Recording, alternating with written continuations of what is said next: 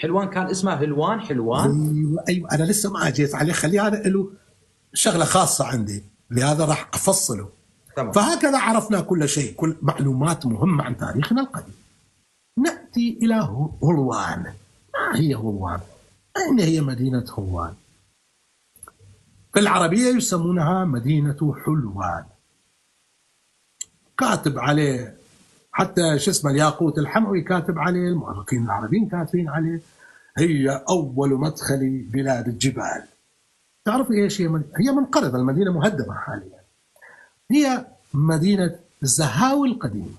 زهاو في دشت، عندنا دشت غاد من قانقين في حدود يسمى دشت في زهاو، سهل وذهب، فيها مدينه خرائب اسمها زهاو القديم. هي هاي مدينه هلوان. طب شو يعني هلوان؟ هلوان هو الاسم الذي يمر به، والتي كانت المدينه مسميه على اسمها. يا اما المدينه مسميه على اسم النهر الذي يمر به، او ان النهر سمي باسم المدينه القديمه، وعلى الاغلب النهر سمي باسم المدينه. نهر ألوان الذي يمر من مدينه الحبيبه خانقي. النهر القديم نهر هلوان، نهر هلوان التي على اسمها اسم مدينه هلوان، ينبع من الجبال القريبة من سربيل الذهب، يمر بمدينة هلوان وبقصر شيرين، ثم يدخل مدينة خانقين، ولا زلنا نسميها نهر الوند بالعربية، الوند بالكل.